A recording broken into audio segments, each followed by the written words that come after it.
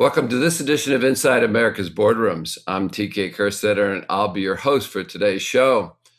Once again, we are still remote, dealing with all the intricacies that go with the COVID virus.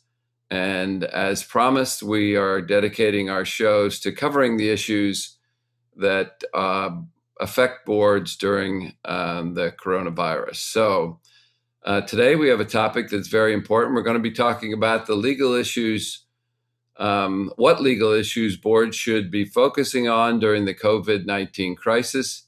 And joining me is Amy Simmerman, who's a partner with Wilson, Sonsini, Goodrich, and Rosati. Welcome, Amy. Thank you. Thanks for having me. So basically, we want to talk about how boards should be exercising its fiduciary duties during this time. And obviously, boards are meeting probably more often than they have in the past. But what concrete action should the board take, and what type of legal issues should the boards be focusing on as we think about, the interesting situation that we're in? Yeah, certainly. Yeah, so I would say let's just start with a couple fundamentals to keep in mind. The board always owes its fiduciary obligations of care and loyalty in every situation, and they're particularly accentuated here. And so care means that you need to act deliberatively in an informed manner, be engaged, ask good questions. It's all about process. And loyalty is about acting for the best interest of the company, and importantly, complying with the law and acting in good faith. Now, we have a very important offshoot of those obligations for the current crisis, which is the fiduciary obligation of oversight. And this might be familiar to board members to begin with. Back before COVID-19, it was getting a lot of attention because of stockholder litigation we've had about oversight obligations. And so they're really coming to the fore in the current crisis. And basically what the obligation of oversight says for a board is that as fiduciaries, as board members, you have to do a couple critical things. One, you have to make sure that the company's got a proper system of controls and protocols in place to ensure legal compliance and manage risk. And then two, once you've set those systems up, the board has an obligation to respond to any red flags that come to its attention. And so as you can guess from what I just said, this obligation of oversight is really critical in the current situation. And it really takes hold with the COVID-19 situation. So, we could say, well, you've got this obligation of oversight. What do you do about it? And that's where we really want to get into some concrete steps that board members can take with the situation they're confronting. So as I alluded to a bit ago, we have had a lot of stockholder litigation about the obligation of oversight. And typically those claims have been extremely hard for plaintiffs to succeed on. The judges have rejected them. In the past year, before COVID-19 set in, we actually saw a lot of these claims be successful. And claims have gotten past the motion and dismiss stage. So in this current climate, not only do board members want to run the company well, but they want to mitigate risk to themselves very understandably. I think the important thing, though, is if you take the kinds of concrete steps we'll talk about in a moment, you really can mitigate risk and do the right thing as fiduciaries. So what do I think that consists of? A lot of it's basics, but if you keep it in mind and you do it, you could be well protected. Remain active and engaged as board members. Meet and receive updates as needed. As we alluded to earlier, board members are meeting and they're very active right now, so keep that up. The conversations between the board and management and legal advisors really need to identify all the relevant legal business issues and so forth that you have to deal with in this climate. Management still needs to run the day-to-day affairs of the company. It's not that the board should suddenly overtake that, but the board needs to be engaged. I think now more than ever, the board should understand who in management is responsible for different functions.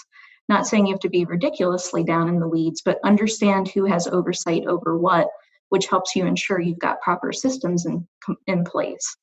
And then another part of that is ensuring that you're comfortable as board members, that you're receiving information, that there's a proper information flow up to the board, and that if there were concerns in the company, they can be brought to the board's attention and not be kept under the board's radar screen.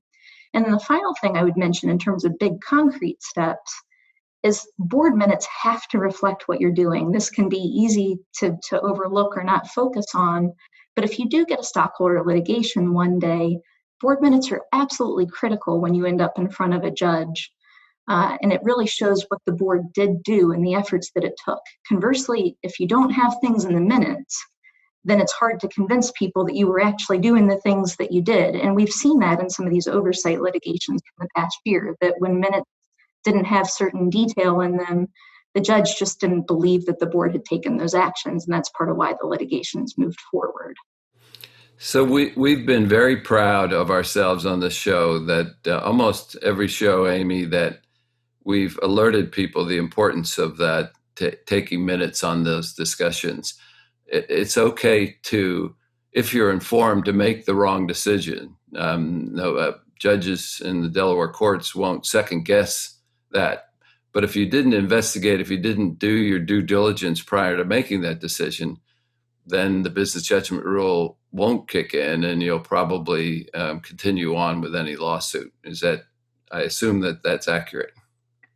Yeah, it's very well said. And one thing that's interesting in the current climate is if you look back to the financial crisis of 2008, 2009, 2007, there were some oversight litigations then, particularly against financial institutions.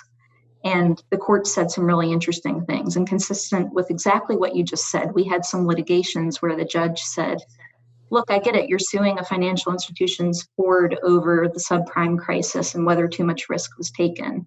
But the court would look at some cases and say, you had an engaged audit committee, you had an engaged board, you had very good minutes. The board was on top of things. It's just that the business decisions turned out to be problematic. But to your point, that's the essence of the business judgment rule. Conversely, if you don't have good minutes and you can't reflect your process, you might be in more trouble. And as we also saw back in the earlier financial crisis, there was one financial institution where these claims actually went forward because there were indications that there was breaking of the law going on throughout the organization and that some board members knew about it, that there were fraud issues and so forth. And so really where the hammer's being brought down on boards is when their process just appears to be non-existent or there appears to be some breaking of the law. If you're doing the right thing as a board and you have good minutes, I think you'll be pretty well protected. So are the courts, Delaware courts particularly, are they going to sort of take any different solace in the time that these companies are in? The fact that the coronavirus, have you seen or heard any examples where the courts have had any type of sensitivity, or is it pretty much business as usual in the courts? Mm-hmm. Yeah, I do think the judges will be very sensitive to the current climate. We're all obviously dealing with it together. We're all in this together. And I do think judges will want to give board members the benefit of the doubt. And, we have 7 judges on the Delaware Court of Chancery. They're good judges. They're smart people. They're dealing with this too. They're working remotely. They're dealing with a lot of litigations related to the coronavirus with deals falling apart and so forth. And they're scrambling like the rest of us and doing the best they can. So I think that's one bit of positive human news for board members, that we're all in this together. It's just we all need to build records and processes so that if we do end up with a plaintiff on the scene 6 months or a year from now, and we do expect some of that we've got a process that looks defensible. So, Amy, we just have a little bit of time left, a couple minutes, but I wanted to ask you, are there other issues that maybe we don't have time to go into great depth, but that board members should be aware of, and that maybe there are topics that we might cover in future shows? Yeah, sure. I think that there are a couple things. I think that I alluded to it earlier, the balance between board members and management and how to run the company. I think that's something that people will keep navigating and we could talk more about.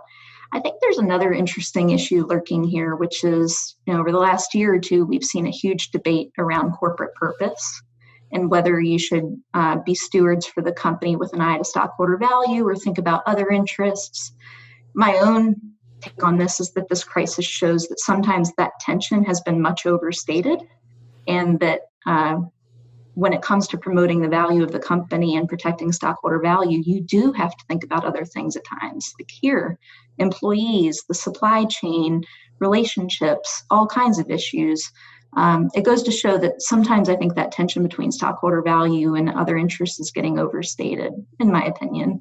And then the final thing I would mention is that we're talking a lot with clients about activism and whether poison pills should be adopted. We are seeing an uptick in poison pills. We've seen the proxy advisory firms loosen up their guidance a little bit on poison pills. So that's another ripe area for discussion.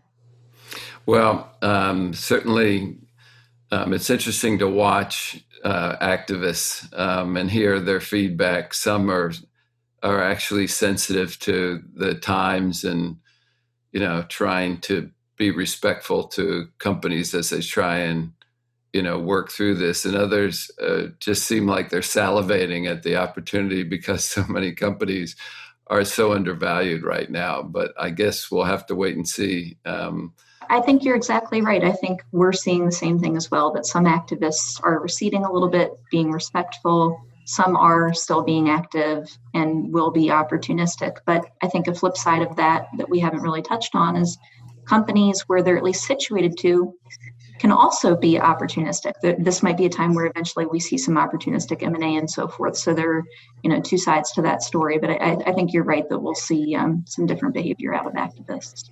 Well, Amy, I want to thank you for taking the time to join us. This has been great advice. And again, we'll look to tackle some of those other topics that might be good for future shows. So thanks for joining us. Thank you. And that will conclude this edition of Inside America's Boardrooms. We hope you enjoyed the show. We'll be back again next week with another critical topic that'll help you be a better board member or committee member. So we'll see you then.